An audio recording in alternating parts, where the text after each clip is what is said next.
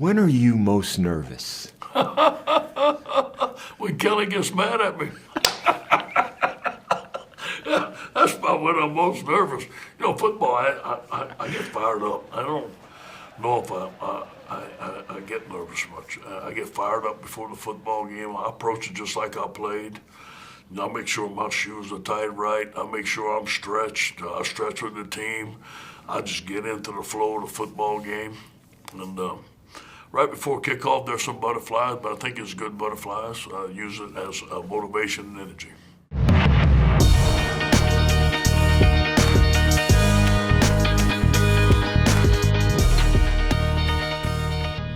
16 days between the semifinal and the championship game. What do you make of that period of time, Ed? You know, it's been good for us. Actually, our team needed a lot of rest. Our coaches needed a lot of time to prepare for a great Clemson team. We have already done a week of preparation with the football team. We're going through a whole week of practice. We gave them 2 days off. Today is actually Tell the Truth Monday. We're starting an actual game week today, and we should be very well prepared, but also very well rested. A lot being made of the anticipated atmosphere for you guys, given where the game is. Yeah. What do you expect in terms of atmosphere? Home game. It'll be wild. It'll be a special night for the state of Louisiana. It'll be a special night for LSU. We have to use it to our advantage. The crowd knows to our advantage. But you know what? Once you step up in that field, it's like a fight. After that first punch, all that goes out the window. The tunnel, Ed, as much as we have great crews like the ones in this room, and because we broadcast it, we get as close as we can. We're not in helmets. We're not shoulder to shoulder. Yeah. We're not leading them out onto the field. Yeah. The moments just before you take the field, how would you describe the tunnel? You know, very intense, but very focused, not over the top. We can't be too emotional. We go out there and play with a lot of penalties, have a lot of turnovers. We got to play at the LSU standard performance. So I have to have them peak ready. I think the crowd's going to handle itself. I don't have to have them over the top. They're going to be fired up enough. The focus is going to be on winning the football game. And that's what we're going out to do, to win the game. What would it mean to win? You know, for the team. I mean, these guys have worked very hard. They started last January at this time. You know, school starts on Monday. They were starting to work out that day. It's a yearly process. Leadership for all these coaches. It's always going to be about the team. It'd be great for the state of Louisiana. We're not going to focus on that right now. We're going to focus on winning the game. On their side, let's start defensively. When you look at tape, what jumps out at you about the challenges they present defensively? 11 points a game. 11 points a game. Good scheme, great defensive coordinator, good players across the board. Played very well. He knows what he's doing. We're going to have to pick up his blitzes. They're going to try to attack us in some way, attack our protections. I think that's going to be one of the keys to the game. What's challenging about the way Brent calls a game and how late his defense gets set? Well, you know, there's some things that they're looking for, obviously, before he calls his defense. And we can't give him any of those things that he's looking for. So we need to disguise. But we also don't need to be too much worried about how he's going to play us. We've been pretty good at what we do on offense. We need to keep on doing the things that we do. Isaiah Simmons, what jumps out to you? They use him in a lot of different positions, but they put him in key positions to get to the football, to use his athletic ability to get to the football. His rushes are phenomenal. His coverage is fantastic. He's all over the field. Offensively, why is Trevor so effective? He's a winner. I mean, he makes the right decisions. You know, there's an option on each play, ready to run the football or throw it, the RPOs. And it's a numbers game, and he reads it, and he's very quick with his release. I've said all week, the thing that impressed me the most in the Ohio State game is the way he took the game over with his feet. There are 3 plays in that game that were outstanding by him. What struck you about him as a runner, Ed? Speed. He's 6'6". He's a phenomenal athlete. He'd probably be a phenomenal pass rusher. I mean, the guy's a great athlete. He's tough. I think he's got a lot of grit to him. How would you describe Etienne's running style? Dangerous. Speed. can get around the edge. We knew that recruiting, but his inside running and one cut and the way he reads the defense, avoids tackle, and also the way he catches the ball on the backfield. The similarities between these two receiving cores for you and for them, what do you see? Very similar. I mean, they're bigger, they're taller, we're smaller a little bit, but it's just as productive. Going to be hard to cover on both sides. It's going to be a challenge. Why is Joe such a good fit for the evolution of the offense, Ed? The decisions making, the process that he does at the line of scrimmage or right before the play starts or during the play, the decision he makes on where to go to the football has been phenomenal. I think that has been the key to our success. Every guy we spoke to I was at Clemson on Monday, every guy used the word or some synonym of the word smart in describing Joe. How do you see that play out, Ed?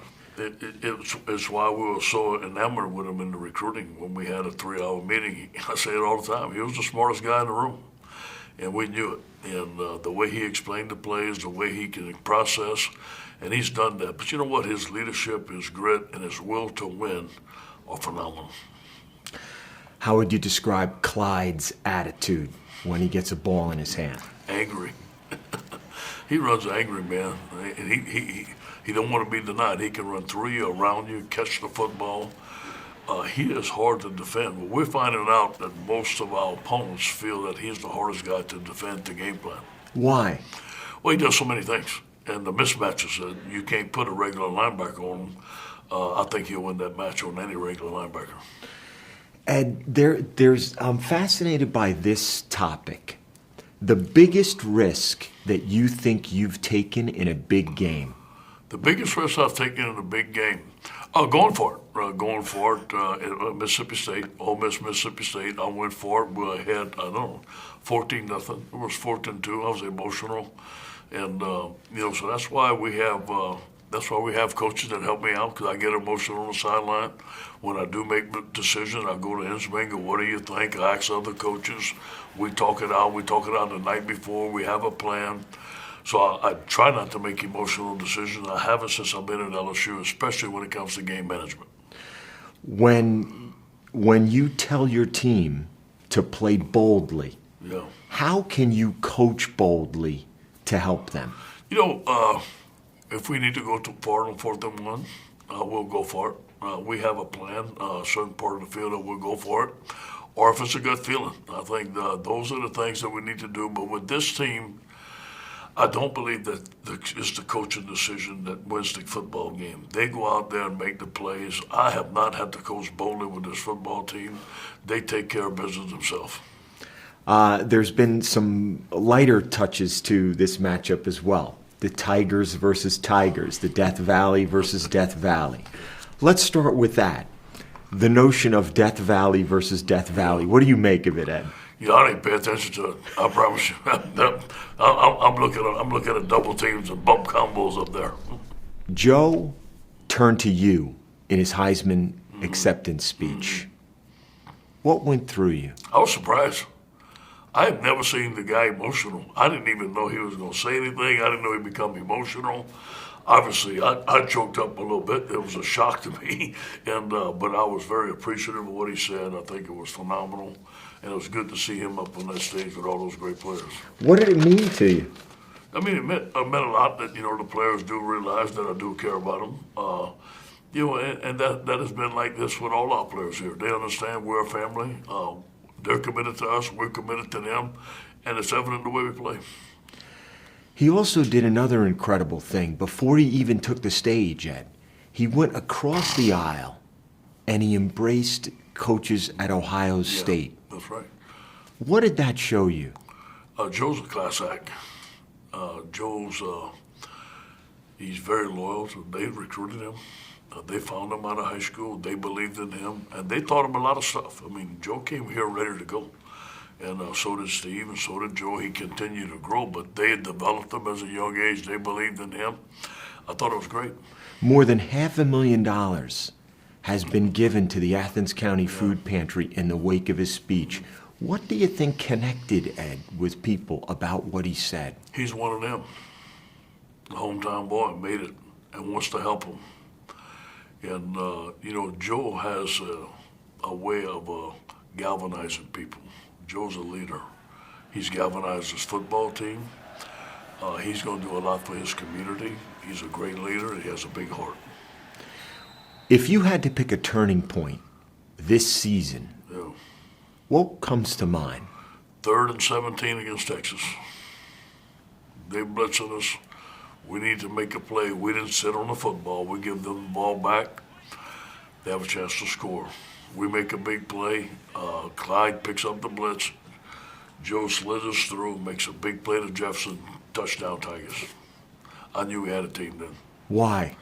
We could win in a tough atmosphere. I knew we had to win on the road. I knew we had to beat some big-time teams this year. I thought we had the playmakers to do it and the grit to do it and the coaching staff to do it. You had sewn into the back of your jerseys before the semifinal game your motto, one team, one heartbeat, stitched into the inside of the collar. Why? Just to remind them how we got here. We're not going to change. It's about the football team, but always will be about the team, all of us together, pulling on the same side of the rope. What does one team, one heartbeat mean? One team, one heartbeat. We have one heartbeat. It's the team. We're one team. We're not offense. We're not defense. It's not MVP here. It's not this coach here. It's one team, all beating together.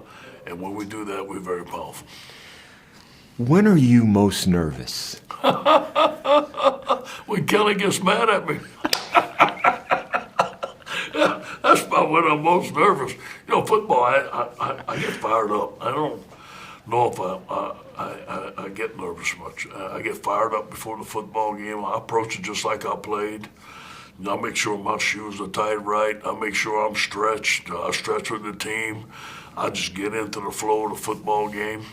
And right before kickoff, there's some butterflies, but I think it's good butterflies. I use it as motivation and energy.